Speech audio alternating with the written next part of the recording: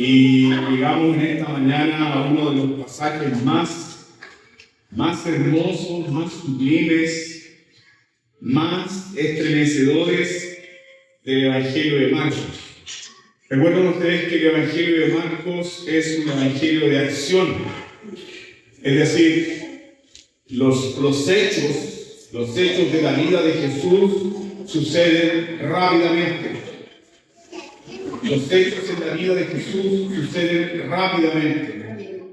Entonces, ya Marcos capítulo 4, nosotros lo estudiamos, lo predicamos, donde se hizo mucho énfasis en las parábolas. Y de las parábolas, Marcos, como escritor de este evangelio, se mueve a la acción. Nos muestra un Jesús obrando. De las parábolas pasamos a la acción de Jesús rápidamente. Entonces, hoy concluimos con Marcos capítulo 4 y el texto se encuentra desde el versículo 35 al 41. Marcos 4, 35 al 41. Si ha encontrado el texto, siga atentamente la lectura de la palabra de Dios. Aquel día, cuando llegó la noche, les dijo: pasemos al otro lado. Y despidiendo a la multitud, le tomaron como estaba en la barca, y había también con él otras barcas.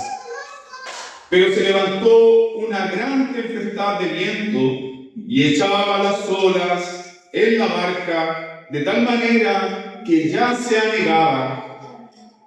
Y él estaba en la popa durmiendo sobre un cabezal. Y le despertaron y le dijeron: Maestro, ¿no tienes cuidado que perecemos? Y levantándose, reprendió al viento y dijo al mar: calla, enmudece.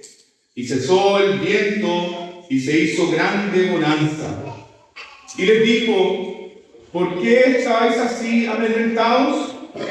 ¿Cómo? ¿No tenéis fe? Entonces temieron con gran temor y se decían el uno al otro: ¿quién es este que aún el viento y el mar le obedecen? Amén. El título de este sermón es: ¿quién es este Jesús? ¿Quién es este Jesús? Roguemos entonces al Espíritu Santo que dirija nuestros corazones, nuestras mentes y nuestra atención a meditar profundamente quién es este Jesús. Demos gracias al Señor por su palabra. Padre Celestial, gracias por tu palabra. Gracias, Señor, por estar reunidos acá en este hermoso día. El día más hermoso de la semana. El día donde renuevan nuestras fuerzas. El día donde tú te encuentras con nosotros. El día, Señor, donde tú restauras, bendices, perdonas, salvas, Señor. Es un día hermoso, Señor, que estamos de fiesta porque tú estás en medio nuestro.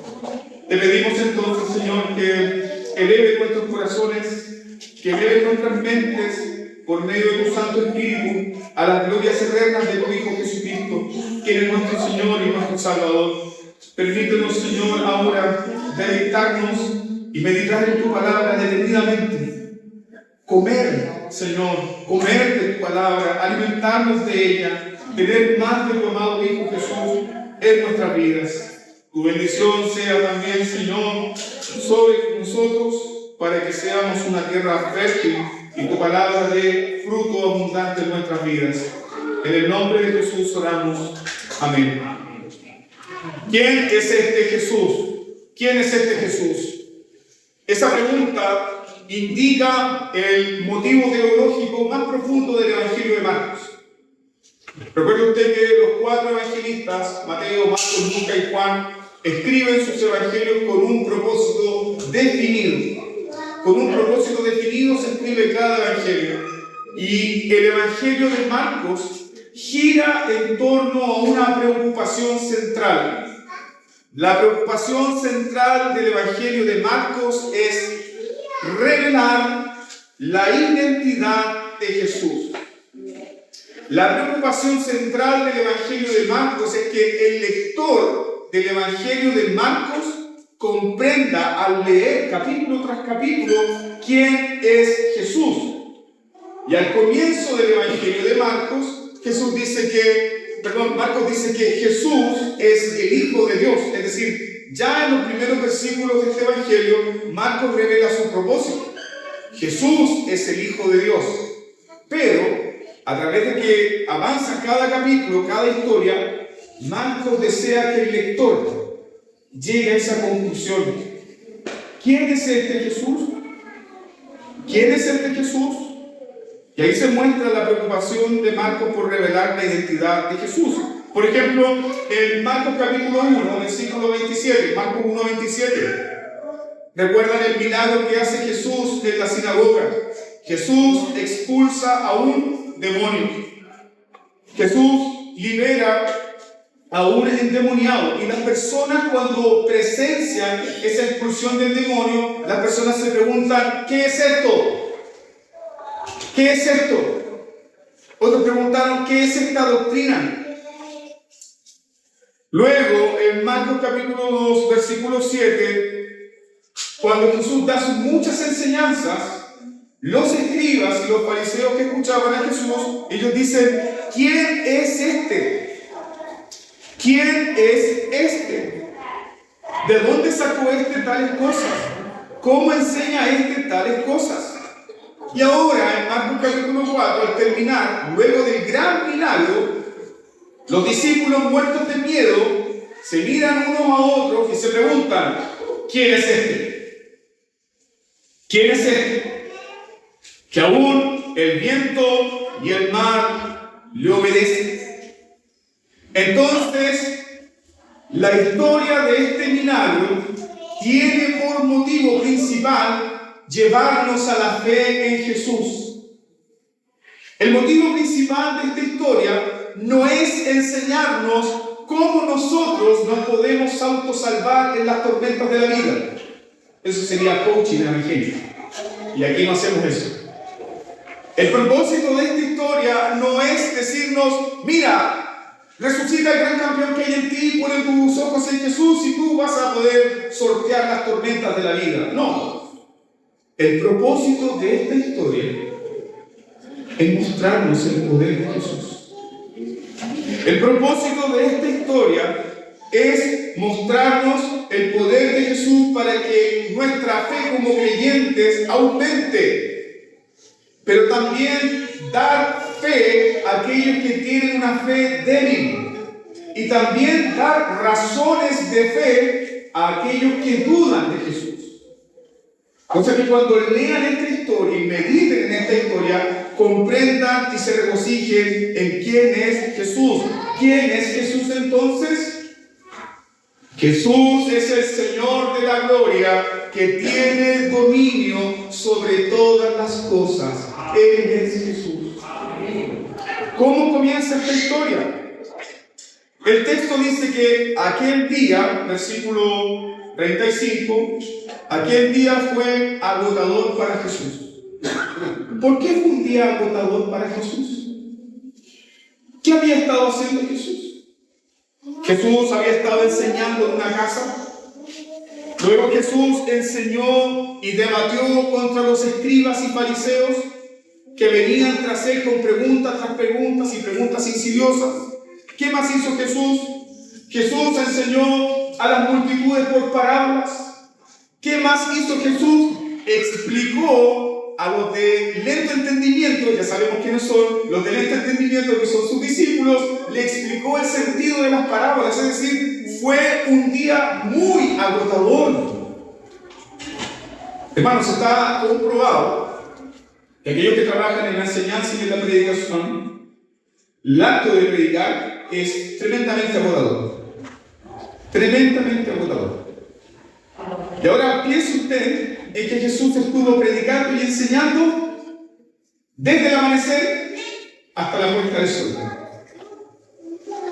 ¿Y qué ocurrió con Jesús?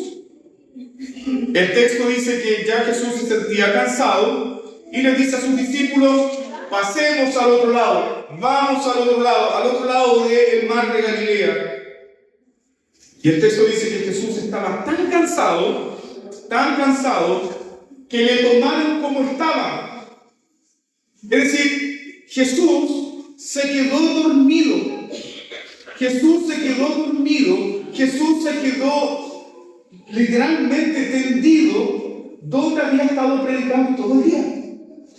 Es decir, el texto dice que le tomaron como estaba y Jesús se duerme en el lugar donde había predicado todo el día. Esto es en la popa del bote. ¿Qué es la popa del bote? La parte trasera, donde va la persona que dirige la guía. Ahí quedó Jesús, literalmente tendido, vencido por el cansancio, vencido por el sueño, y en sus Biblias dice que él reclinaba su cabeza ¿sobre qué? Sobre un cabezal. Pero los eruditos del Nuevo Testamento dicen que no era una almohadilla o un cabezal, y tiene mucho sentido. Era básicamente un saco de arena que lo utilizaban los pescadores como un lastre para mantener la barca estable. Es decir, Jesús estaba tan cansado, tan muerto de sueño como tú y como yo después de un trabajo duro, que literalmente quedó tendido en los sacos de arena. Eso fue. Y así lo tomaron y emprendieron el viaje. Y aquí nos podemos regocijar en lo siguiente: Jesús tiene una completa, verdadera y total naturaleza humana. Jesús sabe lo que es llegar cansado de un día de trabajo. Jesús te comprende tu cansancio. Si hay alguien que comprende cuando tú te sientes tan cansado que el cuerpo te duele, ese es Jesús. Ese es Jesús. Porque tiene una completa y total naturaleza humana. Así que su completa y total naturaleza humana demandaba un sueño reparador. ¿Y qué pasa cuando usted está tan cansado? ¿Qué hace el cerebro? Te manda a dormir. Sin preguntar, sin pedir permiso. Y dormir. Y eso ocurrió con Jesús. Su naturaleza humana requería un sueño, un descanso reparador, y su cuerpo le envió a dormir. Mientras que Jesús está dormido ahí en el cabezal, mientras que Jesús duerme ahí en estos sacos de arena, que son lastres para el bote, mientras Jesús está ahí tendido y dormido, los discípulos comienzan un viaje muy conocido, una ruta conocida, un viaje de 8 kilómetros hasta el otro lado del mar de Galilea, que entre paréntesis se le llama mar de Galilea, pero no es un mar, es un lago. No es un mar, es un lago. El lago de Galilea o el mar de Galilea tenía 21 kilómetros de largo por 14 kilómetros de ancho.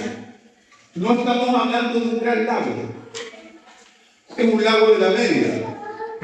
No es muy llamativo, pero sin embargo para los judíos era significativo. Y este lago en particular tenía una profundidad de 213 metros bajo el nivel del mar. Lo curioso de este lago es que al estar en una situación geográfica tan profunda, el lago estaba expuesto a los vientos que venían desde las montañas. Y como ustedes saben que las presiones heladas o los vientos helados o los aires más fríos bajan, mientras que el aire caliente sube. Y al producirse ese fenómeno atmosférico se desataban grandes tormentas y grandes presiones en el lago. Y generalmente las tormentas que se desataban en este lago del mar de Galilea ocurrían en el día. ¿Por qué? Porque en el día hay más calor. Mientras que en la noche era mucho más tranquila. La noche era mucho más tranquila y por esa razón también la pesca se hacía de noche. La pesca se hacía de noche, los viajes se hacían de noche, porque los peores vientos ocurrían durante el día. Entonces, ¿había un problema para estos hombres salir de noche y pasar al otro lado de noche? No había ningún problema. Era una ruta conocida. Yo me imagino a ir a Pedro, el más atrevido de todos, digo, ningún problema, maestro, duerma tranquilo, nosotros lo llevamos. Usted duerma en el viaje, yo me encargo de todo. Porque cuando uno conoce una ruta, cuando uno tiene seguridad de lo que hace, actúa con confianza y da confianza a las otras personas. Entonces, no había ningún problema en hacer esta ruta desde noche. Y eso explica también, queridos hermanos, el detalle de que otras barcas también le siguen. Es decir, era una costumbre de los pescadores de Galilea viajar por la noche para evitar este tipo de tormentas, para evitar este tipo de tempestades. Era una costumbre, todos los pescadores lo sabían, así que es una ruta conocida. Y en esta ruta conocida, el versículo 37 nos dice que aquí, en este escenario conocido, les sorprende la tormenta. Dice, pero se levantó una gran tempestad de viento y echaba las olas en la barca de tal manera que ya se anegaba. Es decir, en medio de este escenario conocido, en medio de este escenario donde los pescadores se sienten muy cómodos, saben lo que están haciendo, se desata una tormenta que no esperaban. ¿Y qué ocurre? Los pescadores que tienen experiencia comienzan a hacer lo que saben hacer. Se levanta la tempestad y yo me imagino ahí a los que son pescadores diciendo, tranquilo, no hay problema, porque los hombres de mar mantienen la calma en las situaciones difíciles. Déjeme contar esta historia. Hace 25 años atrás, descubrí que hace mucho tiempo, hace 25 años atrás yo tenía 20 años y los hermanos de la iglesia me invitaron un día a pescar. Y había unos hermanos que tenían un bote que se llamaba Jehová Nisi. Para que se fijen, ¿no? El bote se llamaba Jehová Nisi, un bote de 7 metros de largo.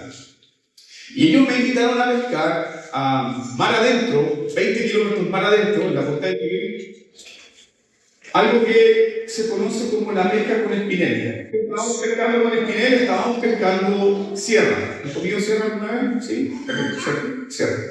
Estábamos en la pesca con espinel. El espinel es una especie de cuerda larga que tiene muchos anzuelos. Entonces, mientras el bote se va desplazando, los peces siguen esos anzuelos y muerden el anzuelo y quedan agarrados del espinel. ¿Ya? Hasta ahí estábamos bien.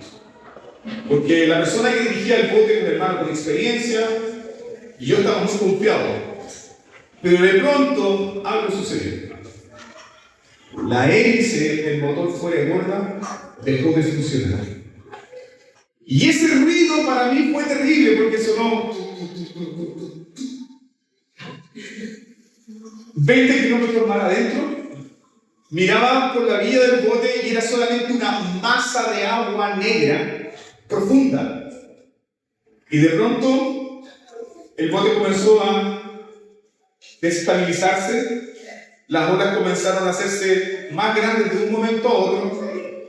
Y yo dije, Señor, tengo 20 años, no me he casado, ¿dónde está mi futuro? Voy a morir aquí, y todo lo que uno rápidamente piensa, voy a morir acá, Señor, desesperado. ¿Pero por qué cuento esto? Porque los pescadores, los hombres de mar, no se desesperan. Entonces el hermano que estaba dirigiendo el bote, ¿sabe qué hizo? Se sacó el traje de agua, se sacó las botas de agua, se amarró una soga y se lanzó a mar abierto, fue por la parte de atrás del motor fuera a borda y con toda la calma y con toda la paciencia comenzó a desenredar el espinel. Se subió y dijo, nos vamos. Y yo, gloria a Dios, gloria a Dios. Entonces, cuando Marcos nos muestra aquí que estos pescadores no tuvieron miedo cuando se levantó la tempestad, quiere decir que ellos comenzaron a hacer lo que sabían hacer. Es decir, comenzaron a implementar todos sus recursos, todo su conocimiento, toda su experiencia, pero hay algo que nos dice el texto. La tormenta es tan grande, la tempestad es tan violenta, la tormenta es tan feroz, que los recursos de estos hombres, el conocimiento de estos hombres, la valentía de estos hombres no sirven de nada. Es una situación humana donde no hay escape.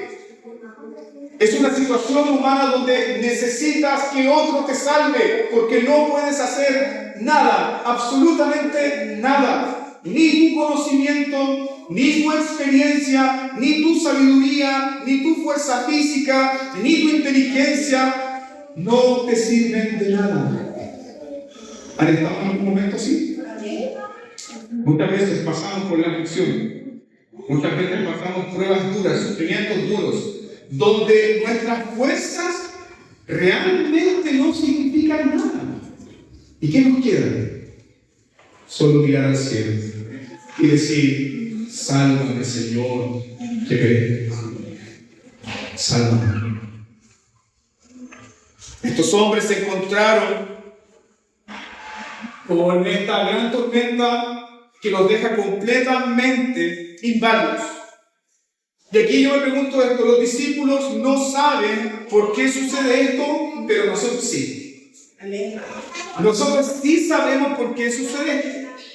Porque la tormenta era necesaria para el desarrollo espiritual de estos discípulos. La tormenta era necesaria para el desarrollo espiritual de estos discípulos. Y las tormentas o las aflicciones en la vida del cristiano también son necesarias para nuestro crecimiento espiritual. Sin aflicciones no creceremos. Sin sufrimientos no creceremos. La mejor teología que usted va a aprender, no la va a aprender en un salón de clase, la va a aprender en la vida práctica, cuando se enfrente al dolor, al sufrimiento, cuando usted realmente conozca a Dios en medio de las pruebas. Cuando su fe se vuelva más rica, más real, más viva.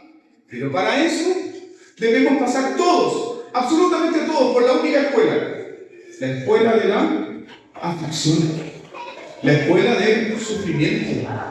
Fue así para el Hijo de Dios y también será así para nosotros.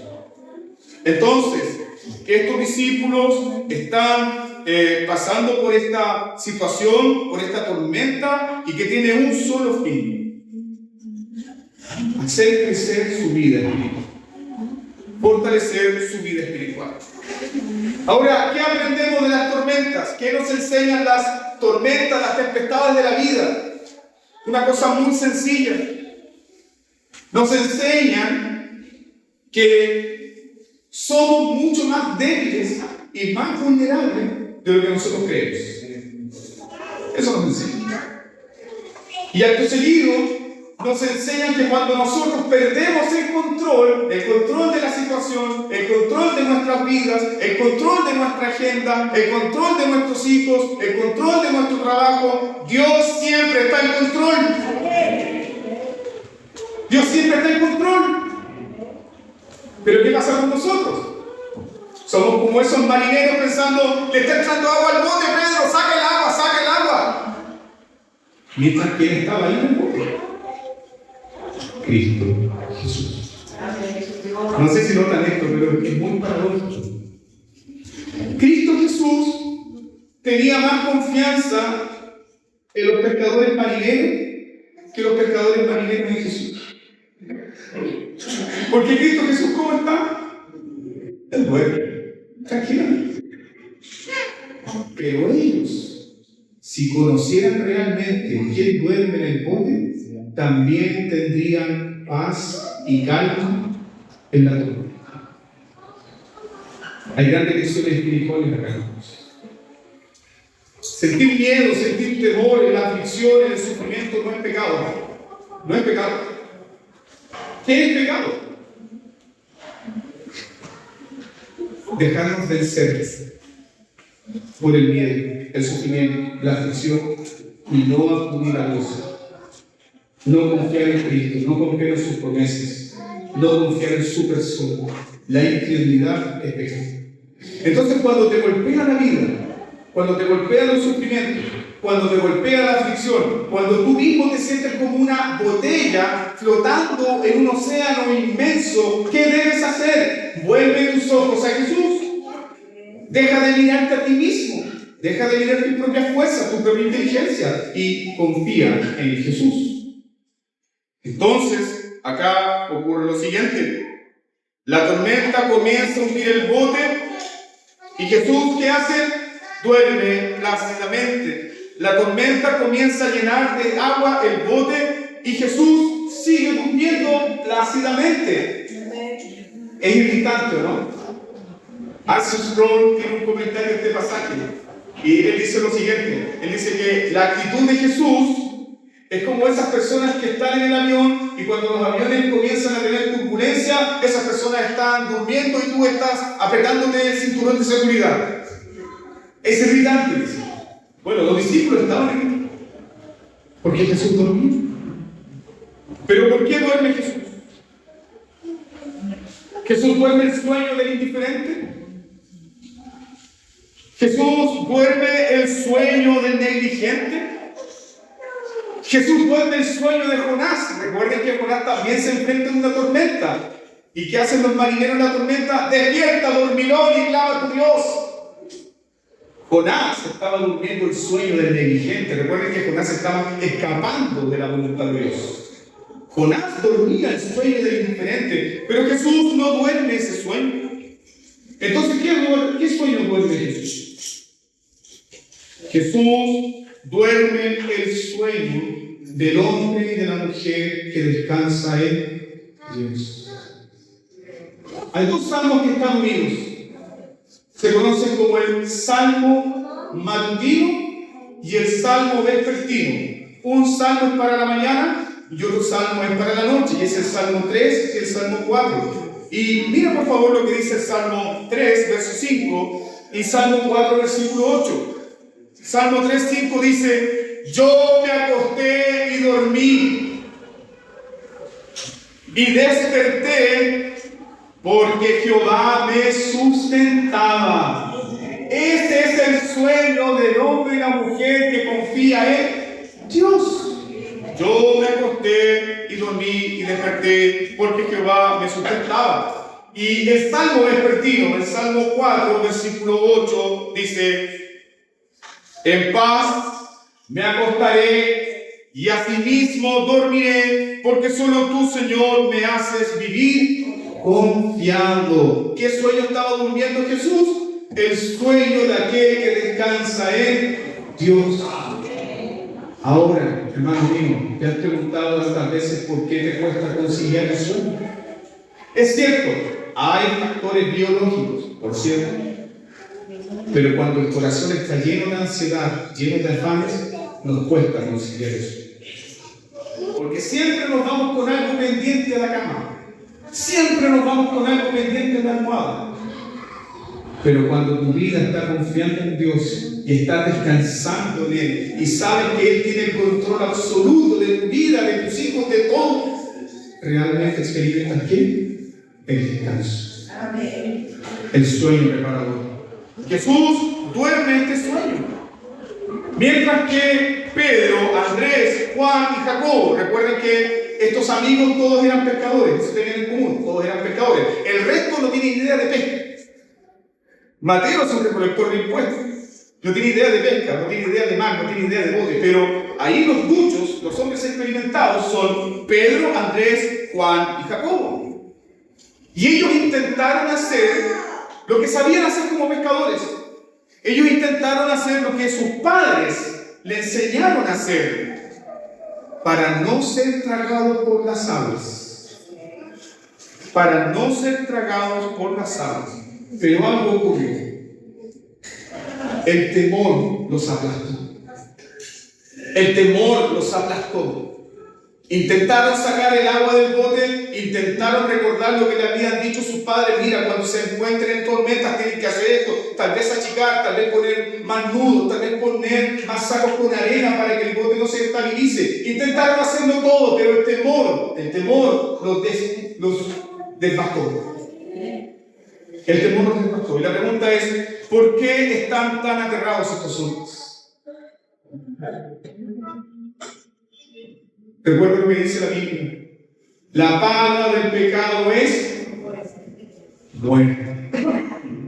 La paga del pecado es muerte. Había una antigua oración en el culto de la iglesia del primer siglo que decía lo siguiente: oh Jehová, Señor nuestro, de la muerte sorprendente, líbranos. ¿Qué quiere decir esa oración? Que la muerte no nos pille por sorpresa. Todos sabemos que vamos a morir. Todos vamos a morir. La paga del pecado es muerte. Todo ser humano nacido de mujer en este mundo muere. Pero aquel que cree en Cristo tiene vida eterna. Pero acá el temor está justamente por eso, porque la caída sentenció a todos los hombres bajo pena de muerte. Todos vamos a morir, pero no esperamos una muerte dramática, ¿no? Usted no espera una muerte dramática. Usted no espera ir de pronto en un paseo, en un yate con su familia y que el bote se hunda y mueran todos ahogados. Usted no espera eso. No esperamos una muerte dramática. De hecho, no estamos preparados para ello. Pero sí sabemos algo. Todos moriremos. Vamos a morir. Ahora una pregunta acá que surge evidentemente del texto. ¿Es posible para un cristiano enfrentar una muerte dramática? Absolutamente. ¿Estás preparado para esa tormenta? ¿Estamos preparados? El Evangelio quiere que sí estemos preparados. Porque atravesaremos tormentas de cualquier naturaleza. Pero estos hombres comenzaron a sentir esta carga de la muerte repentina. Básicamente porque las aguas del mar, para los judíos, representaban una sola cosa: el juicio. Entonces, morir ahogados, morir aplastados por estas inmensas olas, para un judío común significaba una sola cosa: descender vivo al Seol. Ser aplastado por la maldición, ser aplastado por el juicio, ser aplastado por la ira de Dios. Eso significaba en la mente de un judío. Entonces, piénselo, es un momento para desesperarse, ¿no? Vamos a morir aquí bajo la maldición, vamos a morir aquí bajo un juicio terrible. Apreciamos esto en el Salmo 69. Vayan un momento ahí, Salmo 69, versículo 1 y 2.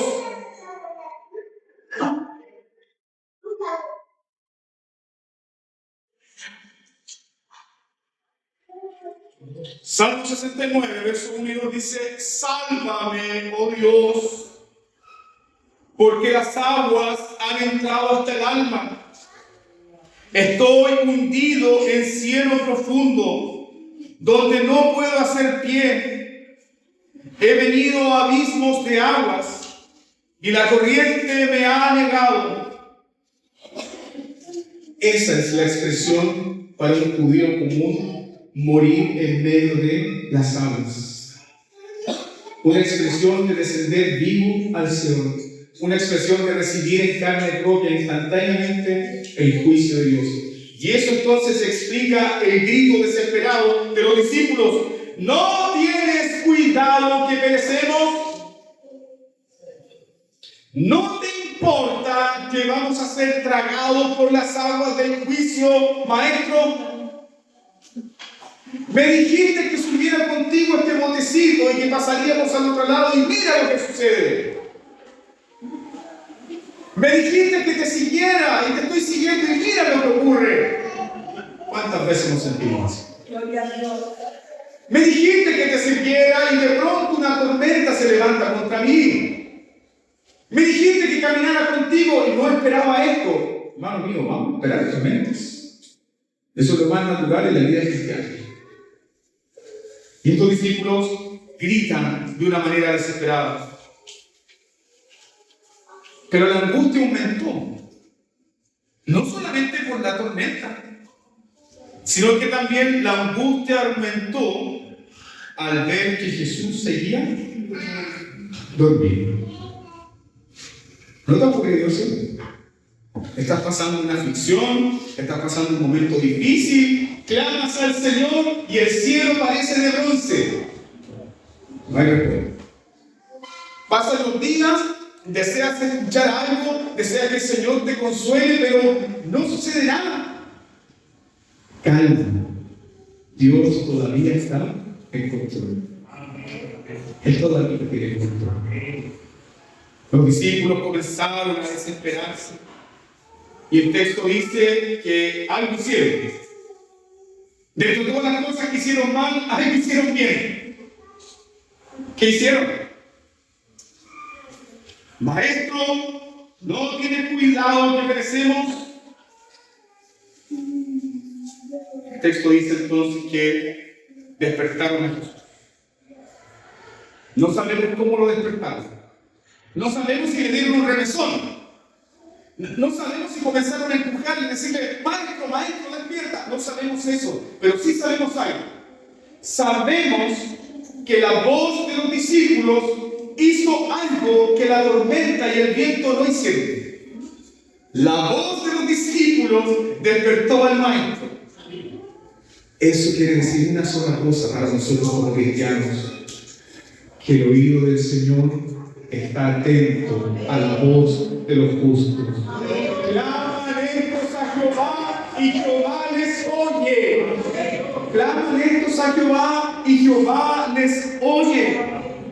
Sí, hermanos, la tormenta no despertó a Jesús. Los vientos no despertaron a Jesús. Ni siquiera el agua que estaba entrando al bote despertó a Jesús. Pero las súplicas, los gritos, el clamor despertó a Jesús. Aquí otra cosa que nosotros aprendemos de manera práctica. Clama a mí en la angustia y yo te responderé. No necesitas clamar en la angustia con el sentido teológico correcto, porque muchas veces Dios te ha respondido incluso oraciones mal hechas, ¿o no? Muchas veces Dios te ha respondido incluso oraciones en medio del sueño. Muchas veces Dios te ha respondido oraciones que son puro llanto, porque el Señor te conoce. El Señor te conoce.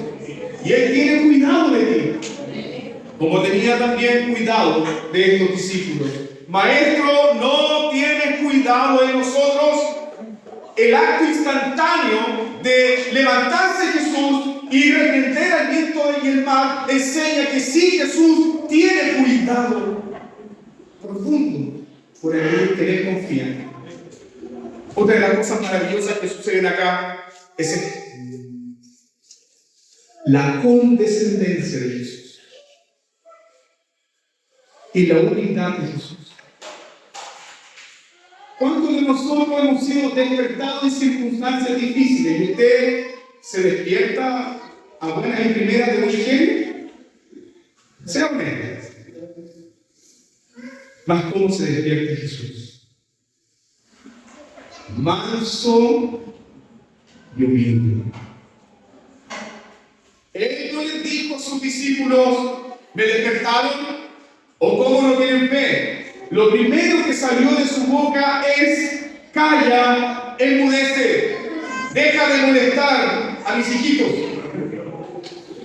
Y después vino la reprensión. Entonces, hermanos, el texto llama nuestra atención a fijarnos en lo que Cristo Jesús es para nosotros. Jesús despertó y levantándose reprendió al viento y el mar, diciendo, calla, enmudece, y al instante, no progresivamente, al instante hubo una gran calma. Todo se calmó. El viento desapareció, las olas disminuyeron al instante, hubo una gran calma. Les llama la atención esto, que Jesús no tuvo que orar pidiendo, oh Padre, calma el cielo, calma el viento, calma las aguas. No, aquel que dijo, sea la luz, y fue la luz, dijo, calla, enmudece, y todo se calmó. La palabra de Dios es viva y eficaz. Y ahí está el verbo de Dios hablando, y al instante, como si una inmensa mano gigante hubiese aplastado el agua, y el agua se calmó. O como si un inmenso puño hubiese encerrado los vientos, y los vientos desaparecieron.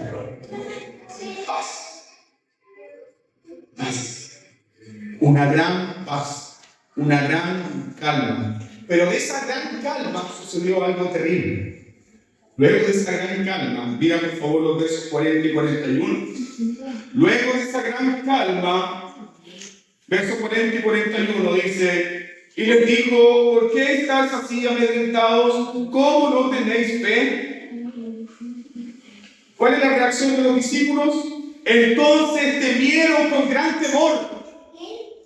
Antes tenían miedo a la tempestad, antes tenían miedo a la tormenta, pero ahora temen con gran temor. Están muertos de miedo. Les da más miedo lo que está sucediendo adentro que lo que había sucedido afuera.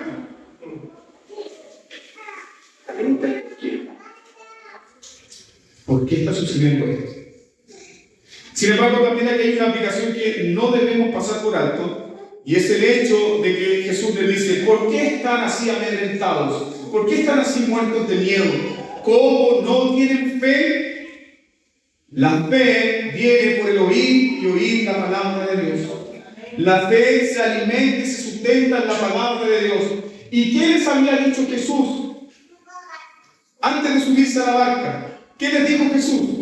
Clarito: pasemos al otro lado. No les dijo, vamos a pasar, a lo mejor intentaremos pasar. No, Jesús dijo, pasemos al otro lado. Lo que Jesús dice se cumple. Él no está jugando. Entonces, estos discípulos también rápidamente olvidaron dos cosas: la palabra de Jesús y que Jesús iba con ellos. Y ahora volvemos nuevamente a la experiencia de estos discípulos en el público. El temor aumenta. El mal se calmó, la tempestad se calmó, pero el temor de los discípulos no desaparece. Y aquí está el corazón de este pasaje. Este es el corazón del pasaje.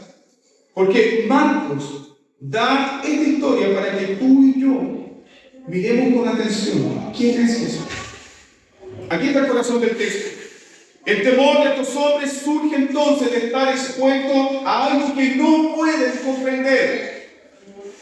El temor de estos hombres surge de estar tan cercanos, de estar tan expuestos a alguien que no pueden describir.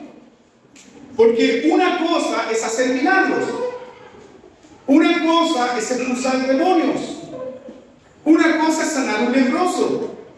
Pero detener el viento y el mar es algo que acaba a todo entendimiento. Y ellos no lo pueden creer. No lo pueden creer.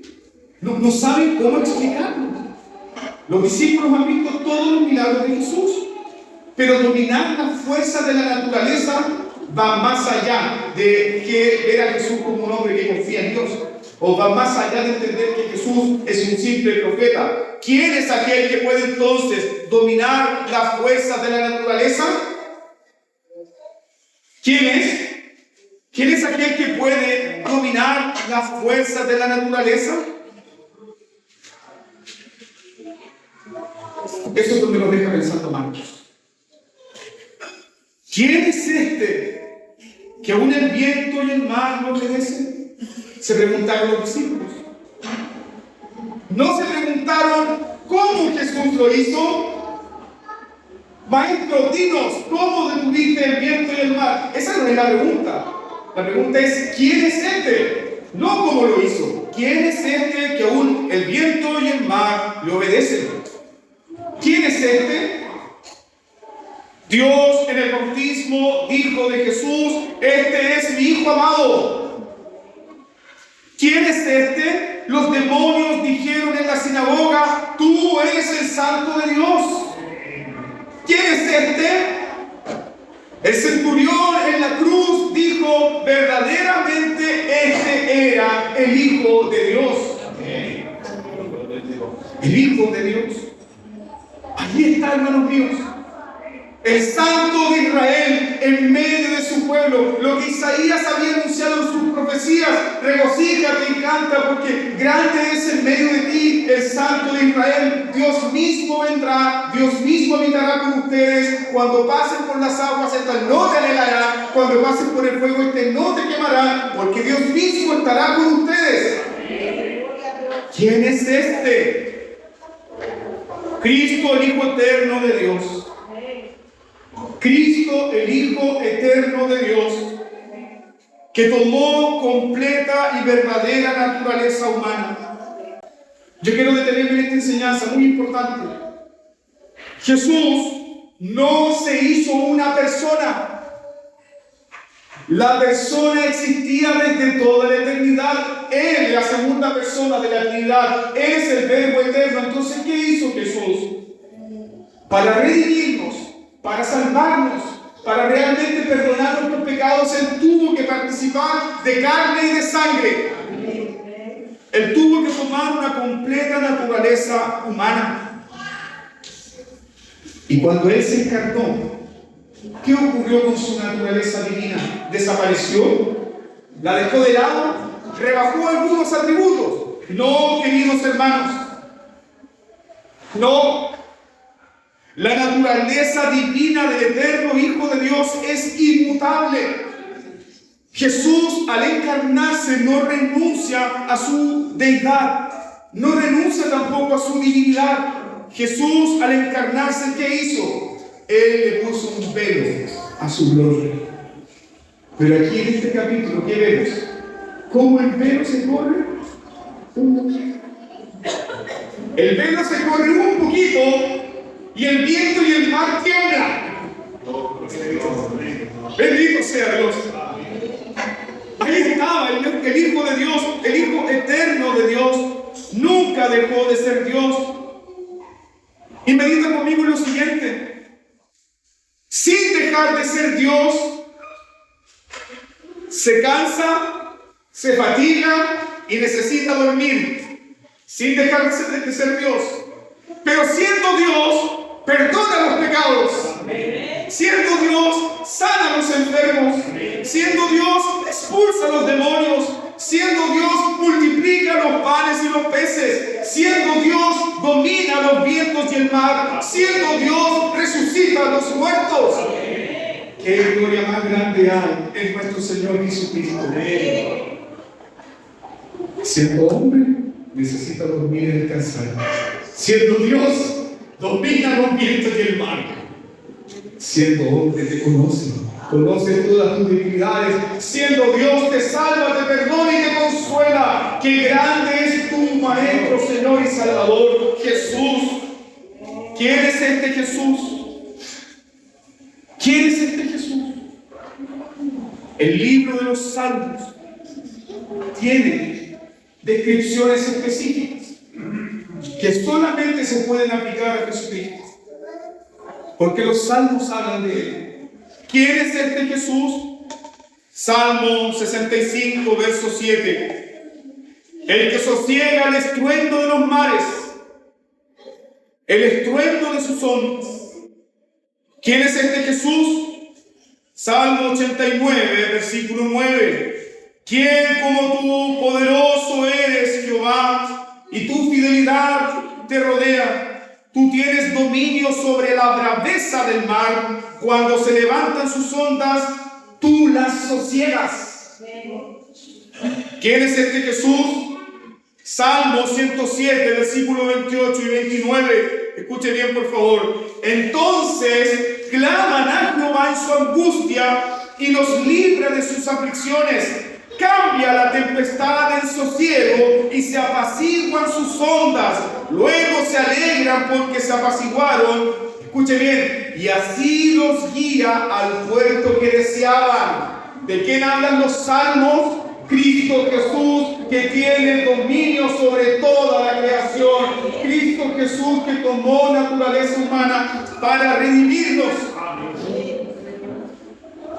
Aquí vemos la grandeza de la persona de Jesús. Aprecia conmigo en esta mañana. Aprecia conmigo que el Espíritu Santo te permita ver el carácter glorioso de Cristo. Aprecia lo que Cristo hace con su poder. ¿Qué hace Cristo con su poder? Él quiere salvar. Él quiere perdonar. Él quiere consolar. Él quiere sustentar el corazón de aquel que está muerto de miedo. ¿Qué hace Cristo Jesús con su poder?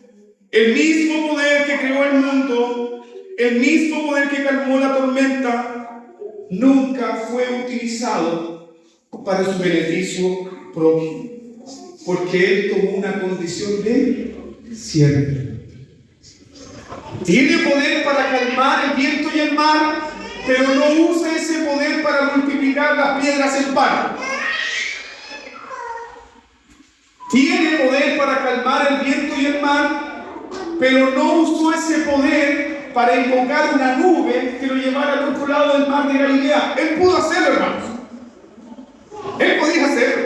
Él podía decir, a ver, vamos al otro lado, yo me voy en mi nube personal y ustedes se van en su bote. ¿Qué les parece? ¿Mas qué hizo el humilde siervo de Dios? Y aquí podemos regocijarnos en esto con todo nuestro corazón. Él quiso deliberadamente, intencionalmente acompañar a hombres débiles.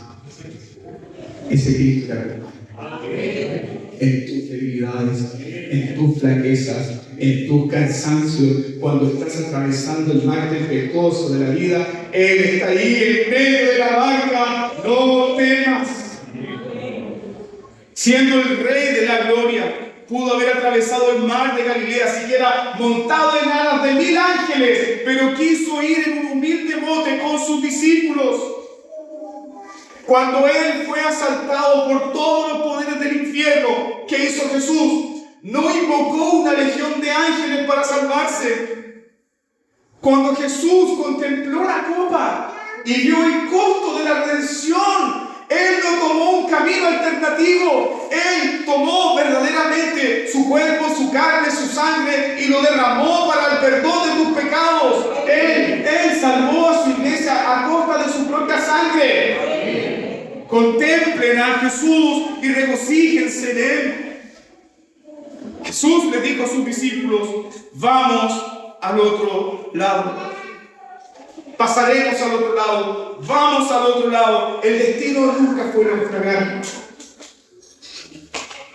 ¿Cuándo te subiste a esta nave evangelista? ¿Cuándo te subiste a este viejo bote llamado Evangelio?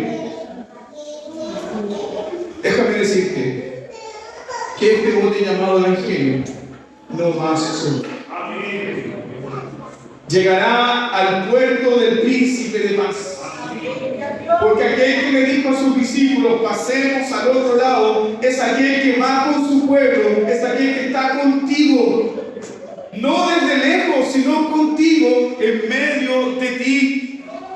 Jesús calmó la tormenta como símbolo de algo muy importante para nosotros. Como el símbolo de la ira de Dios. Porque hay una tormenta que se desatará sobre todo ser humano un día, y son las aguas del juicio eterno. Jesús calmó la tormenta porque las aguas del juicio cayeron sobre Él en la cruz del Calvario. Todas las ondas y las olas de Dios cayeron sobre Él, y todo aquel que confía en Él será librado del juicio eterno. ¿Estás en Cristo? ¿Estás en Él? Puedes tener paz. No solamente en tus aflicciones hoy, puedes tener la paz de aquel que ha sido justificado por la obra de Cristo Jesús. Mira a Cristo una vez más. Contémplalo con tu corazón. Míralo una vez más. Y pregúntate, ¿quién es este Jesús? Y respóndele a Dios en tu corazón. Él es mi Señor. Él es mi Salvador. Él es mi Dios. Te invito entonces a doblar tus rodillas y dar gracias al Señor por su palabra y prepararme para la cena del Señor.